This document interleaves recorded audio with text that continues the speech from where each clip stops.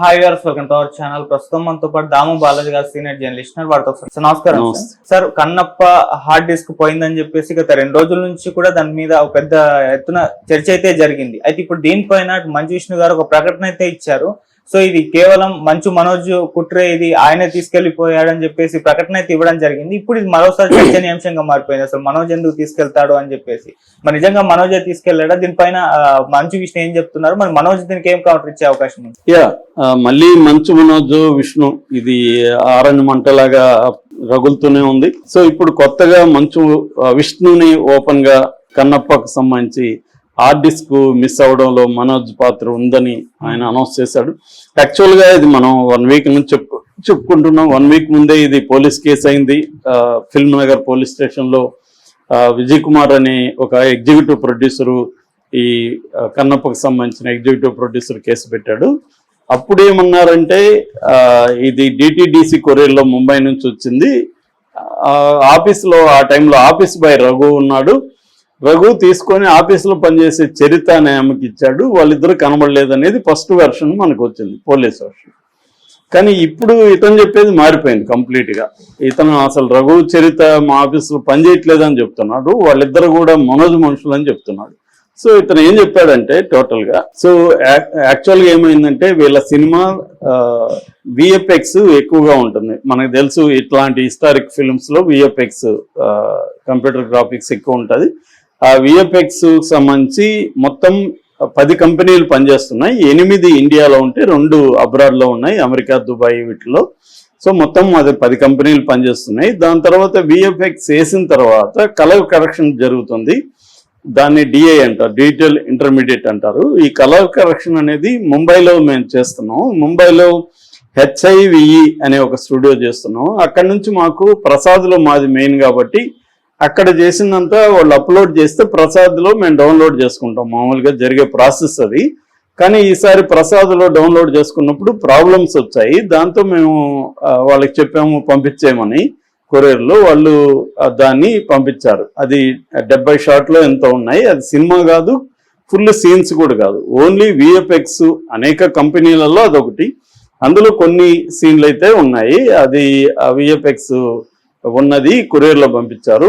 అయితే రఘు అనే వ్యక్తి వచ్చి ఆ టైంకి డిటిడిసి కొరియర్ తీసుకునేసి చరిత అనే ఆమెకి ఇచ్చాడని తెలిసింది మాకు. వాళ్ళిద్దరూ గతంలో మనోజ్ ఇంట్లో పనిచేస్తున్నట్టుగా మాకు తెలిసింది. సో నేను నాకు తెలియదు, అసలు వచ్చిందని కూడా తెలియదు. మేము మళ్ళీ వాళ్ళని అడిగాము, ఏంటి పంపించమంటే పంపించలేదు మీరంటే, మేము మార్చిలోనే పంపించాము సార్, మీకు ఇంకా చేరలేదని వాళ్ళు అన్నారు. సో అప్పుడు మేము వెతుక్కుంటే ఎవరికి తీసుకున్నారు ఏంటి అని చూస్తే ఈ రఘు అనేవాడు తీసుకొని చరిత అనే అమ్మాయికి ఇచ్చాడని తెలిసింది. సో ఇది మనోజ్ మనుషులుగా మాకు అర్థమైంది. అయినప్పటికీ కూడా మేము కేసు పెట్టడం కానీ దీన్ని బహిరంగ మాట్లాడడం కానీ వద్దనుకున్నాం. మా నాన్న కూడా చెప్పాడు, వద్దులేరా అతని పేరు ఇప్పుడు మళ్ళీ లాగడం ఎందుకు అన్నాడు. మేము అందుకని సైలెంట్గా ఉన్నాం. అయితే అది ఎలా లీక్ అయిందో మాకు తెలియదు. కానీ మీడియాలో వచ్చింది. మీడియాలో వచ్చినాక పోలీసులు మాకు ఫోన్ చేశారు. ఫోన్ చేసి ఏం సార్ కేసు పెట్టమంటారా దీని మీద అని అడిగారు. సరే ఇంకెట్లా ఓపెన్ అయింది కదా అని కేసు పెట్టేద్దామని, ఏదైతే అది అయిందిలే అని కేసు పెట్టి మా ఎగ్జిక్యూటివ్ ప్రొడ్యూసర్ వెళ్ళి కేసు పెట్టమన్నాం, పెట్టాడు. కాబట్టి ఇప్పుడు మాకు అది లేకపోయినా మాకు ఆల్టర్నేటివ్ ఉంది. ఎందుకంటే వాళ్ళ దగ్గర బ్యాకప్ ఉంటుంది. ప్రతిదానికి మాకు 2 కాపీలు ఉంటాయి.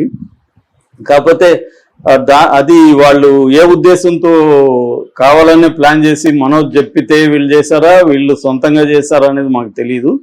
ఏదేమైనా ఇప్పుడు అది బయటికి వెళ్ళి లీక్ అయితే మాకు ఇబ్బందే. అయితే దాంట్లో పాస్వర్డ్ ఉంది, కానీ ఇవాళ పాస్వర్డ్ని బ్రేక్ చేయడం కూడా పెద్ద కష్టం కాదు ఇవాళ ఉన్న టెక్నాలజీలో. అలాగే ఎవరైనా దాంట్లో నెట్లో పెట్టేస్తే మాత్రం దయచేసి దాన్ని చూడొద్దండి, మాకెంతో లాస్ వస్తుంది అని అప్పీల్ చేస్తున్నాం అని చెప్పాడు. ఈ స్టోరీ నేను ముందు కూడా చెప్పాను, ఈ స్టోరీలో అనేక లూప్ హోల్స్ ఉన్నాయి. సో ఫస్ట్ అసలు డిటిడిసి కొరియర్ అంటేనే మనం ఆలోచించాలి. డిటిడిసి కొరియర్లో ఎంత ఇంపార్టెన్స్ ఇది పంపిస్తారా అనేది. ఎందుకంటే ఇంపార్టెన్స్ వేరే రకమైన కొరియర్స్లో పంపిస్తారు. డిటిడిసి అనేది ఒక డబ్బా కొరియర్. సో దాంట్లో పంపిస్తారా అనేది నెంబర్ 1. రెండోది, ఎవరో వచ్చి ఇప్పుడు మన ఆఫీస్లో కొరియర్ వస్తుంది, ఎవడో వచ్చి దారిని పోయి తీసుకెళ్తాడా? అట్లా ఇచ్చేస్తారా వాళ్ళు? మన ఆఫీసులకు కదా వచ్చిస్తారు. ఆఫీసులో ఎవరు సార్, ఇక్కడ ఇన్ఛార్జ్ ఎవరు అని అడిగి ఇస్తారు కదా. అతను ఎవడో వచ్చి ఎలా తీసుకెళ్లిపోయాడు ఫస్ట్ లో. మరి అట్లాంటప్పుడు ఫస్ట్ లో ఎందుకు ఈ కథనం అని చెప్పారు? రఘు అనేవాడు ఆఫీస్ బాయ్ ఎందుకు వచ్చింది? చరిత కూడా వీళ్ళ ఆఫీసులో పనిచేస్తున్నాను ఎందుకు వచ్చింది? ఈ డౌట్లు ఉన్నాయి. సో అక్కడి నుంచి రావడమే, కొరియర్లో రావడమే విచిత్రం. అంత ఇంపార్టెంట్ది కొరియర్లు ఎందుకు పంపిస్తారు అనేది ఫస్ట్ నెంబర్ 1. ఏదన్నా ఒకవేళ డౌన్లోడ్లు కుదరకపోతే ఎవరో ఒకరు ముంబైకి వెళ్ళి తీసుకుంటారు. 200 కోట్ల ప్రాజెక్ట్ సినిమాకి ఒక 10,000 ఖర్చు పెట్టుకొని ముంబైకి వెళ్ళి తీసుకురాలేదా? అటువంటి ఇంపార్టెంట్ది ఎవరైనా అదే చేస్తారు. కొరియర్లో ఒకవేళ మిస్ అయిందని కొరియర్లో ప్రాబ్లమే కదా. కాబట్టి జనరల్గా అలా చేయరు.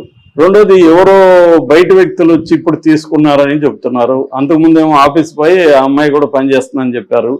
ఇవన్నీ పరస్పర విరుద్ధంగా ఉన్నాయి. ఇప్పుడేమో వాళ్ళిద్దరూ మనోజ్ ఇంట్లో పనిచేస్తారని చెప్తున్నారు. ఇది ఒక ఆస్పెక్ట్.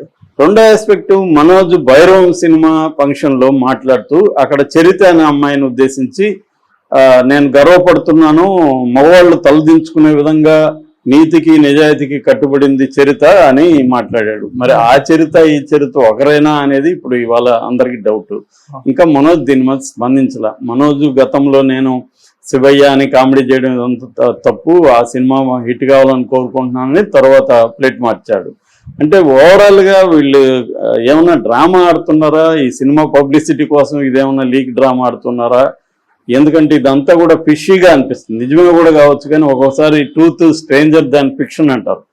నిజం అనేది ఫిక్షన్ కంటే కూడా విచిత్రంగా ఉండొచ్చు, లేదని కాదు. కానీ జనరల్ కామన్ సెన్స్తో వీళ్ళ బ్యాక్గ్రౌండ్ గతంలో ఆలోచించినప్పుడు వీళ్ళు ఇట్లాంటి సినిమా గిమ్మికలు చేస్తున్నారా? పబ్లిసిటీ కోసం ఏమన్నా, లేకపోతే కొరియర్ రావడం ఏంటి, బయట వ్యక్తులు వచ్చి తీసుకుని వెళ్ళిపోవడం ఏంటి, వీళ్ళకి తెలియకపోవడం ఏంటి, మళ్ళీ ఇప్పుడు వాళ్ళు చెప్తే కానీ ఇవాళ ఆఫీసులో అన్నిట్లో ఆఫీసులో ఏ ఆఫీసు కూడా సీసీటీవీ లేని ఆఫీస్ ఉండదు. సీసీటీవీలు కంపల్సరీగా ఉంటాయి. సీసీటీవీ ఫుటేజ్ ఎవరో ఒకరు చూస్తూ ఉంటారు 24 hours. సో అలాంటప్పుడు కొరియర్ వచ్చి వెళ్ళిపోతే తెలియని పరిస్థితులు వీళ్ళ ఆఫీస్ ఉందా? ఇవన్నీ డౌట్ఫుల్గానే ఉన్నాయి. సో ఇదంతా నిజమా? ఇప్పుడు మనోజ్ వాళ్ళ ఇంట్లో పనిచేసేవాళ్ళు వాళ్ళు ఎందుకు తీసుకెళ్ళి కూడా ఇప్పుడు దాదాపు 1 month అవుతుంది. బయటకు వచ్చింది మొన్న, కానీ వీళ్ళు చెప్పిన మార్చిలోనే పంపించినాం అంటే అర్థం ఏంటి? మార్చి ఇప్పుడు 1 month కాదు, 2 months అయింది. సో 2 months ఇప్పుడు ఎందుకు బయట పెట్టారు? 2 months వరకు ఏం చేస్తున్నారు? ఆ చరితని, ఆ రఘుని పట్టుకోలేరా వీళ్ళు పోలీసులు? ఇంత కూడా విచిత్రంగా ఉంది. ఇది నమ్మశక్యంగా అన్నట్టుగా ఉందన్నమాట. మరి కన్నప్పకి నెగిటివ్ ట్రోలింగ్స్ ఎక్కువ జరుగుతున్నాయి. దానివల్ల ఏమన్నా పబ్లిసిటీ ఇవ్వడానికి చేశారా? రేపు పొద్దున కావాలనే కొంత లీక్ చేసి వాళ్ళు లీక్ చేశారు అని మళ్ళీ కేసులు పెట్టి ఏమన్నా చేసుకుంటారు. ఎందుకంటే ఈ లీక్ డ్రామాలు కూడా గతంలో కూడా మనం చూసాం. చాలా సినిమాలకి వీళ్ళే లీక్ చేసి ఎవరో లీక్ చేశారని దాని మీద గొడవ చేస్తుంటారు. అదొక రెగ్యులర్ మెథడ్ ఆఫ్ మార్కెటింగ్. సినిమాకి ముందుగా పబ్లిసిటీ రావడానికి మార్కెటింగ్ అన్నమాట. మరి అట్లాంటిది ఏమన్నా చేస్తున్నారు? ఫైనల్గా ఎంత మార్కెటింగ్ చేసినా సినిమాలో దమ్ము లేకపోతే ఆ సినిమా బిగినింగ్ వరకు కొంతవరకు ఓకే, కానీ ఇవాళ జనం కూడా ఈ పబ్లిసిటీ గిమ్మిక్స్